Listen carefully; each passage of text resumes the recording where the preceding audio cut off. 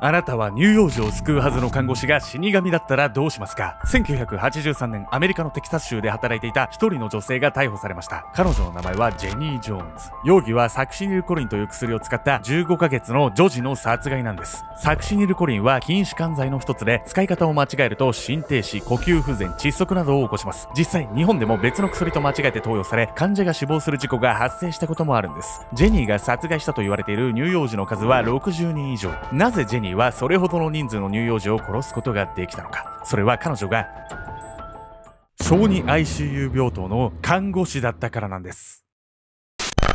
ICU に勤務していた准看護師による乳幼児の大量殺人。彼女はなぜ生まれたばかりの子供たちを次々と殺していったのか。その原因には大人たちの身勝手な保身があったんです。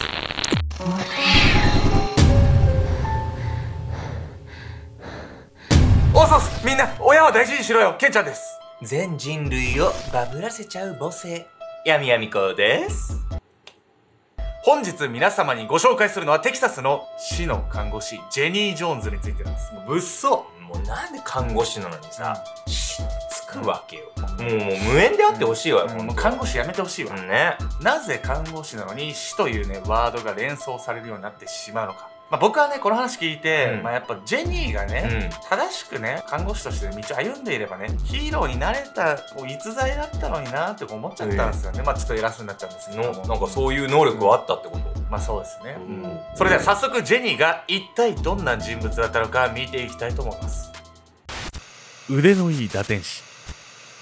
遡ること38年前の1983年、アメリカのテキサス州が今回の舞台です。この地で一人の看護師が勤務していました。彼女の名前はジェニー・ジョーンズ。ジェニーは乳幼児に的確な注射を打てる腕のいい准看護師として知られており、薬学や治療についての知識を高めるために勉強に励んでいました。ジェニーは周囲からも勤勉だと思われていたようで、多くの人がその姿勢を評価していたんです。一方でジェニーには深刻な欠点が。その欠点とは性格。身も蓋もねえな。ジェニーが犯行を行っていた理由の一つとして、子供たちを傷つけて苦労して見せることで周囲からの関心を集め、精神的満足を得ていたのではないかと言われているんです。恐ろしいな。なぜならジェニーは子供の頃から情緒不安定、嘘をついて周りの気を引いていたんです。そういうやついるっちゃいるよね。ナイトクラブのオーナー夫妻に養子として引き取られたジェニーは裕福な家庭で愛情深く育てられました。しかし芝居がかった言動をして構ってもらうために嘘をついたり急に怒り出したりするため友人はいなかったようなんです。ちょっと寂しい。問題ばかり起こすジェニーに義父母も手を焼いていたそうなんです。そんなジェニーに転機が訪れたのはジェニーが16歳の時。なんとジェニーの弟がパイプ爆弾で自殺したんです。そしてその翌年には義父が末期がんで亡くなってしまいました。立て続けに家族を失ったジェニーはあることに気がつきます。同情されるような状況になるとみんなが私を見てくれる。そこ？ジェニーは一体どんな状況になっていたのか。実は代理ミュンヒハウゼン症候群だったんじゃないかと言われているんです。というわけでね、本日のメトラキーワード、代理ミュンヒハウゼン症候群、言いづれえな。ミュンヒハウゼン症候群は周囲の関心を引き寄せるため自分の怪我や病気を捏造するんですが、代理ミュンヒハウゼン症候群は献身的に世話をする自分に同情を集めるために自分ではなく身近な人の怪我や病気を捏造するんです。怖えな。代理ミュンヒハウゼン症候群ってさ、前難病の娘に仕立て上げてたお母さんいたじゃん。あれが悲劇の不良に症候群とか言ってたけど、あれが代理ミュンヒハウゼンなんじゃないの？噛んでるけれども、ヤミコさんその通りでですね、悲劇のヒロイン症候群の正式名称がミュンヒハウゼン症候群です。あれはミュンヒハウゼン。そうなんですよ。ミュンヒハウゼンと代理ミュンヒハウゼンもまた違うんですけど、ややこしいな、これ。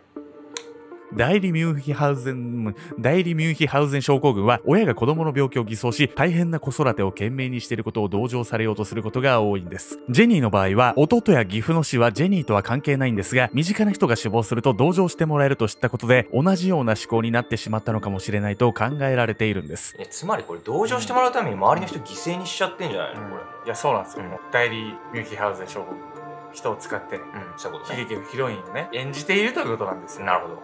詳しい理由はね定かではないんですけど、養子だったことプラス弟の自殺とか、いろんなことが要因だったと言われているんですけど、別にね養子が悪いわけじゃないですよ。もちろんそれがきっかけになってしまったのかもしれないと言われてるんです。そんなジェニーも普通の生活を送ろうとしていた時期がありました。彼女は高校時代の恋人と1968年に結婚、そして子供を出産します。しかし、1974年に離婚。その後、1977年に復縁をした後にもう一人出産し、2児の母になりました。そして最初の結婚の頃には美容師として働いていたジェニーなんですが、2度目の結婚の頃に資格取得のため看護学校に入学。美容しながら猛勉強して看護学校を受験し、準看護師試験に合格。偉いな。こうして順調な人生を歩んでいるように見えたんですが、この後ジェニーは2度目の離婚をします。ジェニーは事件が発覚して逮捕される直前にも再婚と離婚をしており、3度の結婚と離婚から不安定なプライベートが想像できるんです。波乱万丈な私生活からも、職場の評判からも、幼少期にジェニーが抱えていた性格の問題は解消されませんでした。そんなジェニーに残った手段が準看護師という自分の立場でした。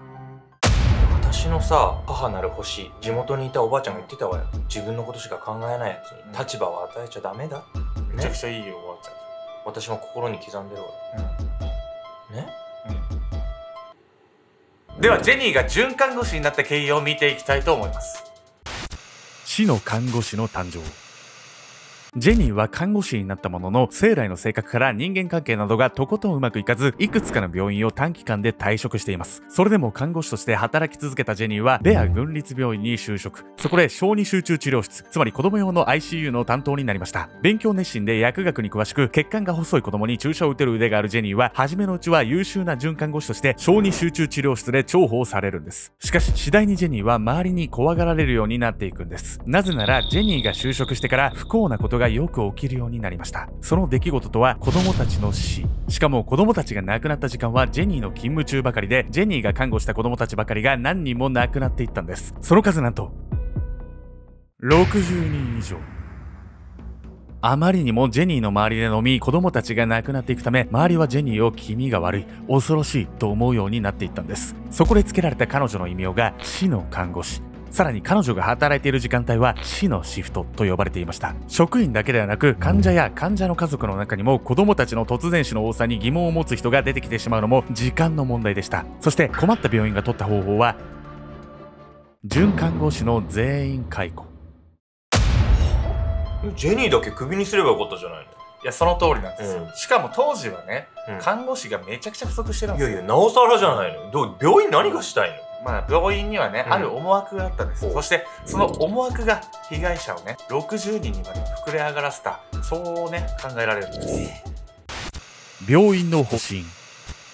ジェニーが行ったとされる殺害方法は、サクシニルコリンという心停止、呼吸不全、窒息などを起こす危険性のある薬の投与。腕が良かったジェニーは子供たちの細い血管にもしっかりとサクシニルコリンを投与することができてしまったんです。しかし、いくらジェニーの腕が良くても、一晩で60人も殺したわけではありません。なぜジェニーがこれほどの人数を手にかけてしまうことができたのか。それは病院の対応の悪さが関係しているんです。そもそも60人も犠牲にならないと動かない時点で初動が遅すぎるんですが、病院の最低な対応はこれだけではないんです。実は多くの子供たちが亡くなったことによって病院側が心配したのは訴訟問題。ここまでたくさんの子供たちが亡くなっているとなると、子供たちの親や親戚などの遺族が怪しむのは時間の問題。そこで病院側はどうにか訴訟されないようにするため、事件の黒幕と考えられるジェニーを自然と解雇する方法を考えたんです。しかしジェニーだけを解雇すると、子供の不審死の犯人はジェニーだと認めたことになる上、病院が状況を分かった上でジェニーを雇い続けたことになってしまいます。それは責任追及を逃れたい病院にとって良くない状況でした。そこで自然とジェニーを解雇したい病院が思いついたのが、小児集中治療室では正看護師しか勤務できないという決まりを作ること。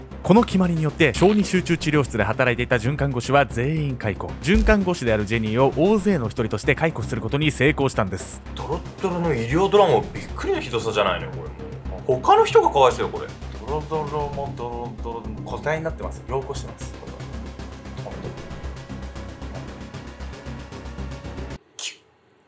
まあ、病院はね、事実を隠蔽するために様々な偽装工作をね、行っていたんです。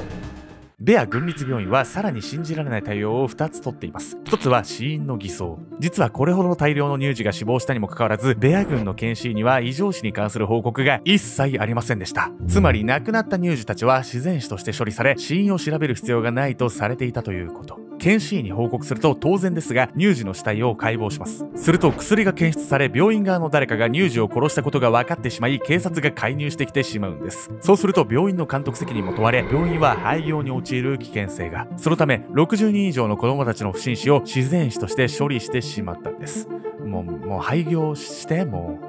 最初の時点でちゃんと報告して検証していればと思うと、病院も間接的にジェニーに協力していたのと同じ。そしてもう一つは公的記録の破棄。ベア郡立病院はジェニーが勤務していた時期の公式記録を全て破棄したんです。病院側としてはジェニーが逮捕されたことにより自分たちにその矛先が向くのを防ぎたかったのでしょう。しかしあまりにも無責任で浅はかな行動だと言わざるを得ません。この行動のせいで2021年現在も正確な被害者数は闇の中、実際は60人よりももっと多くの乳幼児が亡くなっていたかもしれないんです。嘘でしょ。亡くなった子供の正確な数分かんないの？そうなんですよ。60人以上とね、されているだけで、実際にはもっと多くの人が亡くなっているんです。信じらんないわ、ほんと。大人の都合だけで。子供がかわいそうだ、ほんとに。大人たちのね、醜い保身のためにね、これだけ多くの人の命が犠牲になっている。もう本当にいたたまれないですよね、これは。間違った英雄。ベア郡立病院では事件が明るみに出なかったため、ジェニーは逮捕されることもなく新しい病院に就職してしまうんです。いや怖っ。ジェニーの新しい職場はテキサス州カービルにある小児科の開業医院。再び子供たちと関われる立場になったジェニーは乳幼児殺害を再開。しかし今度はジェニーの犯行が隠蔽されることもなく、1983年にはジェニーは6人の子供の殺害容疑で逮捕。ジェニーはベア郡立病院と同じ方法で乳幼児を手にかけており、この病院でもサクシニルコリンを使用していました。そのため医師とジェニーしか入れない薬品庫の中で針を刺した跡が残るサクシニルコリンの瓶を医師が発見。ジェニーはジョージをサクシニルコリンで殺害した罪で逮捕され、翌1984年の2月99年の禁錮刑を言い渡されました。もう99年でももう短いですよね。もうサクシニルコリンは最初中身は満量に見えたんですが、薄めて量がごまかされていたことも後から発覚。さらに同年10月、ヘパリンと呼ばれる抗凝固剤を使い4ヶ月の男女を殺害しようとした罪に問われ、60年の禁錮刑を言い渡されました。その後ジェニーはテキサス州の以前の法律で刑務所の過密を防ぐため2018年3月に釈放される予定だったんですが、致死量の抗転換薬を投与し11ヶ月の乳児を殺害した罪で2017年にさらに起訴されました。もうバカ。もう現在は州の拘置所に移され、今でも新たな刑事訴追の手続きの開始を待っているんです。まだまだ彼女の犯した罪を償う時間は続いています。しかし今ジェニーが問われているのはカーベルの病院での犯行だけ。ベア郡立病院で亡くなった60人以上の子供たちの起訴ではないんです。病院が公的記録を破棄してしまったせいで、ジェニーが行った犯行は人数さえわからないまま。ジェニーは取り調べの中で犯行の動機について次のように語っています。カービルで小児集中治療室を設立する助けがしたかったから、小児集中治療室の必要性を示すために子供たちを苦しめた。どういうロジックそれ。ジェニーは多くの子供たちを意図的に苦しめ危険な状態にすることでカービルの病院に小児集中治療室を作ることができると考えていたんです。なぜジェニーがそこまで小児集中治療室にこだわっていたのか。代理ミュンヒハウゼン症候群は自分よりも力の弱いものを犠牲にする傾向があるんです。危険な状態の多い小児集中治療室を作ることでより献身的に看病する自分を演出できると考えたのか。それとも小児集中治療室を作る行動自体が周りの人々に評価され注目されると思っていたのか。いやー、もうね、皆さん本当にありがとうございます。もうパーカー売り切れそうです。本当に。そんな勢いなの？いや、結構作ったんですけど、やっぱめちゃくちゃね、生地の厚さとかデザイン気に入ってくれて、見て分かってもらえるのかしら。なんか追加でね、購入してくださる方もめちゃくちゃいて、やっぱなんといっても背中のデザインですよ。これ超かっこよくないですか？もう我々が自分で言うのも手前味噌なんですけど、自信あるからもうめちゃくちゃ普通にストレートに宣伝しちゃった。というわけでね、まあもう残りちょっとなんですけど、まだアルゴメットにね、パーカーご興味ある方がいらっしゃれば、ぜひ概要欄からパーカー見に行ってください。